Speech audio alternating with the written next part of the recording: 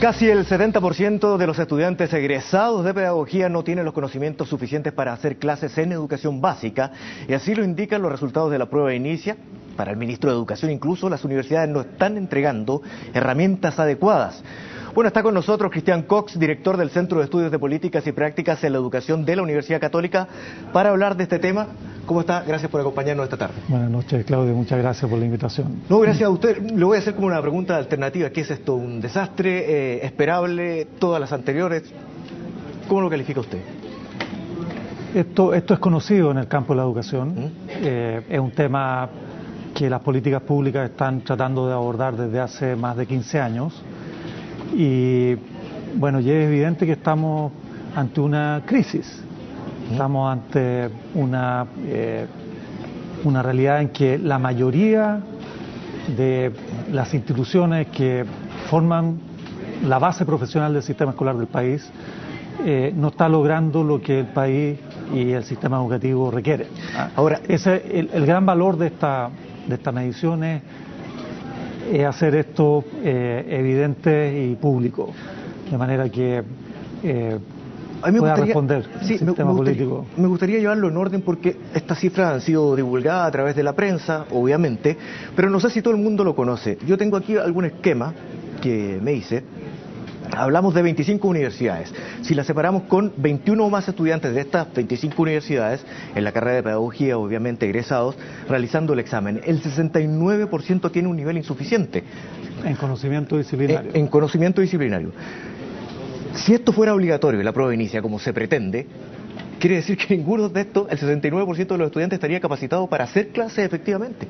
¿Ah? Así es. O sea, si la prueba tuviera un estándar bajo el cual no queda el egresado habilitado para enseñar, querría decir exactamente lo que señala Claudio, que más de 2/3 del alumnado que rindió la prueba no podría pasar a enseñar a la educación subvencionada.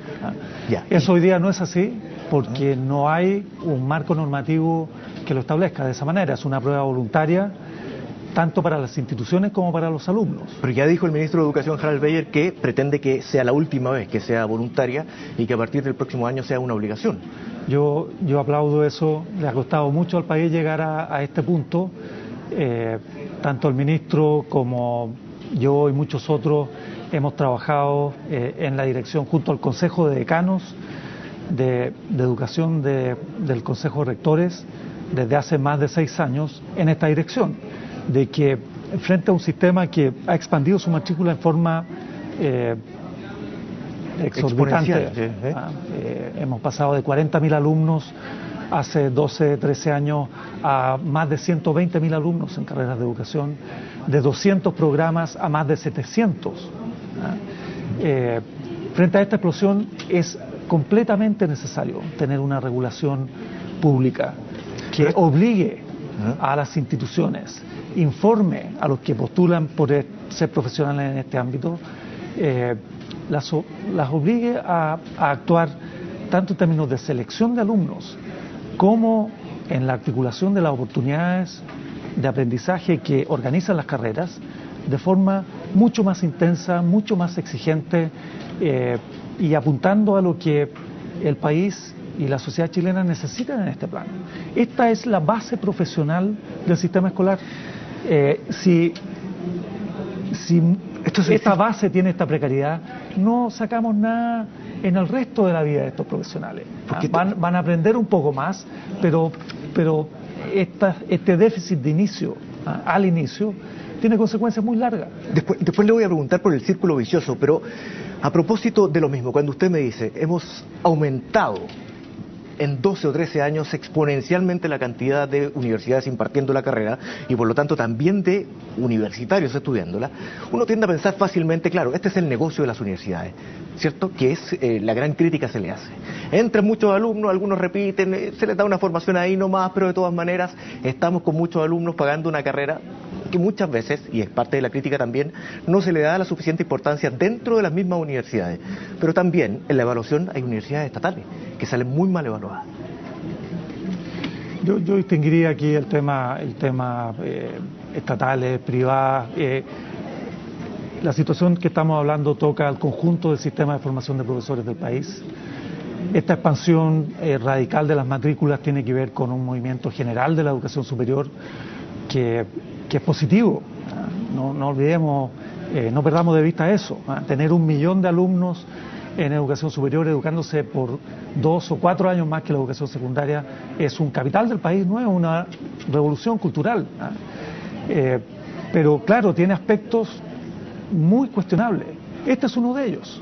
La profesión docente es estratégica, no es cualquier profesión, porque de ella depende muchas dimensiones de las expectativas del país de alcanzar el desarrollo y ser más integrados socialmente. Eso pasa por educación y lo que hagamos o no hagamos en educación depende de las capacidades de sus profesionales. Entonces, yo personalmente pienso que lo primero que hay que mirar respecto al tema que estamos tratando es quiénes entran a estudiar educación. Eso es lo que todos los países que tienen sistemas educativos que admiramos, con resultados más robustos en calidad como equidad, hacen. Lo primero es selección.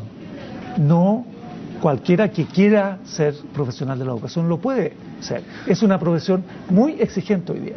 Pero a propósito de lo mismo. Así que lo primero es selección. No tenemos selección, tenemos lo contrario. En los últimos 15 años hemos avanzado en la dirección contraria a la que se necesita. Sí, déjeme dar un dato al respecto. Porque no es masificación, necesitamos selección. Leí algo de los análisis en el día de hoy y efectivamente, cuando se mide respecto al corte, por ejemplo, de los puntajes de la prueba de selección universitaria, cómo se entra a las universidades, está claro, dice alguno de los académicos, que aquellos que están con 560 puntos de corte son los que obtienen, hacia arriba me refiero, los mejores resultados. Pero obviamente está entrando mucha gente que tiene menos de eso a estudiar pedagogía. A mí y me eso gustaría... es parte de la explicación, también, ¿o no? Eso es parte de la explicación de por qué se logran, porque entran los estudiantes menos preparados, los que vienen menos preparados de los colegios. Porque... Por supuesto que es un factor. Y el punto aquí es concebir que respecto a una profesión que es estratégica, debiéramos ser más cuidadosos en la selección. Y ese es el primer paso, esto es un sistema. El segundo paso es que lo que las instituciones formadoras ofrecen como preparación tienen que revisarse integralmente. La prueba mide 2 cosas, que son los componentes esenciales del quehacer de un docente. Conocimiento disciplinario, o sea, conocimiento suficientemente profundo de un ámbito del conocimiento, matemática, historia, ciencias, lenguaje. Y mide además unos conocimientos pedagógicos, es decir, qué concepción de aprendizaje tengo, qué criterio tengo sobre qué es lo que puede aprender o no aprender un niño de 5 años como distinto a uno de 7 o uno de 14. Qué es lo que hago respecto a motivación, a controlar un grupo de 30 alumnos inquietos, diversos, la mitad de los cuales muchas veces no quiere estar en clase. Se tiende a no ver. El resto de las profesiones no ve esta dimensión de la profesión docente que es clave y es muy difícil. Pero a propósito de lo mismo que usted está señalando de los... La prueba mide las 2 cosas y estamos deficitarios en las 2 dimensiones. Pero a propósito, por ejemplo, de lo que se entrega en conocimientos de lenguaje, que ya se ha dicho que una de las bases para mejorar en educación es la capacidad que tienen los niños, los jóvenes, de entender lo que leen, ¿cierto? Hace varios años que se viene diciendo lo mismo. Y obviamente en matemática para un país que aspira a ser un país desarrollado también por la ingeniería, por la ciencia en general, para el desarrollo del país. Y resulta que una investigación de la Universidad de Chile dice que en la malla curricular de varias universidades en pedagogía, los ramos de lenguaje equivalen al 6% de lo impartido en la malla curricular. Y los de matemáticas, el 8% solamente. O sea, a cualquiera que lea esto le parece obvio que habría que incrementar este tipo de ramos. Pero no es así, no aparece como obvio para las universidades. Muchas de estas universidades en los últimos años han estado haciendo reformas curriculares que van en esta dirección. Por casi 30 años se asumió en la formación de profesores en el país que el profesorado de básica con los conocimientos de cuarto medio era suficiente para enseñar las disciplinas del caso en la educación primaria. Ese concepto está equivocado hoy día y el sistema en su conjunto se está moviendo en la dirección de que tiene que preparar en conocimiento disciplinario, disciplina por disciplina. El profesor de básica del futuro no se pretende que enseñe 8 áreas del currículum, como fue desde los años 60 en adelante, que es bastante loco en realidad, porque no es posible pensar que alguien puede enseñar ese rango disciplinario bien entre primero básico y octavo. Y eso es lo que tuvo el país por 3 décadas. Hoy día la Ley General de Educación establece que la básica tiene 6 años y que el profesor de básica tiene que enseñar 4 áreas curriculares: lenguaje, matemática, historia y ciencia, las mismas que mide el CINCE. A ver, pero entiendo entonces que esta regulación, esta nueva regulación, así que la prueba, a partir de la extensión de la jornada escolar. Esta nueva regulación, sí, que Claudio. O sea, por ejemplo, donde se establece que los profesores de básica tienen que hacer entre esto sexto, es la Ley General de Educación. Sí, correcto, pero ¿desde cuándo se aplica? Desde el 2009. Desde el 2009. No, la ley fue promulgada en el 2009. ¿Ya? Tiene una gradualidad de aquí al 2018, entiendo. Ahí voy. ¿Cuándo podríamos vamos a tener estar una viendo básica ya de resultados? 6 años. ¿Sí? ¿Cuándo podríamos estar viendo resultados, por ejemplo, en el caso de que fuera obligatoria dar esta prueba? ¿Cuándo podemos ver un despegue definitivo con estas regulaciones nuevas que se han hecho ya? Antes de responder directamente, creo que lo principal en juego hoy día respecto a lo que estamos conversando, a resultados como estos, que le duelen, le importan a todas las universidades responsables de esto y que están trabajando porque esto no sea a corto plazo más el cuadro que tiene el país respecto a algo tan vital. Lo más importante, inmediato de lograr como país, es que haya un marco regulatorio que establece que este examen es obligatorio y que tiene un estándar, tiene un mínimo bajo el cual no puedes entrar a la enseñanza y ser responsable por los 25 años que vienen de niños y jóvenes. Eso es vital de tener. ¿Y este marco regulatorio? Eso es lo que hoy día el Ministerio quiere descolgar del proyecto de ley sobre carrera docente una ley corta, rápida, que establezca la obligatoriedad de este examen y la noción de que tiene un mínimo. Pero este examen... Creo que esa medida afectaría muy directamente el problema, en el sentido de que las universidades... ¿Inhabilitaría para ejercer? O sea, si no sabes el contenido disciplinario, ni tienes las habilidades pedagógicas para comunicarlo, ¿cómo puedes responsablemente habilitar a alguien para la enseñanza? Esto es lo clave, Claudio. El país, la sociedad, todos, nos hemos estado tapando los ojos respecto a esto. Y masificando, permitiendo la masificación de este sector de la educación superior. No estableciendo controles sobre la habilitación. Y las consecuencias son la pobre calidad de 25 generaciones para adelante. Eso es lo que estamos hablando. Si estuviéramos hablando de la industria aérea o de medicina, ¿a alguien se le ocurriría que sí es aceptable que unos médicos que no aprobaron el examen nacional reciban su habilitación? O me voy a subir a este avión en que el piloto fue aprobado con 3,8 en las pruebas del sistema aeronáutico del caso. No, nadie haría eso. ¿Por qué lo hacemos con educación? O sea, en definitiva...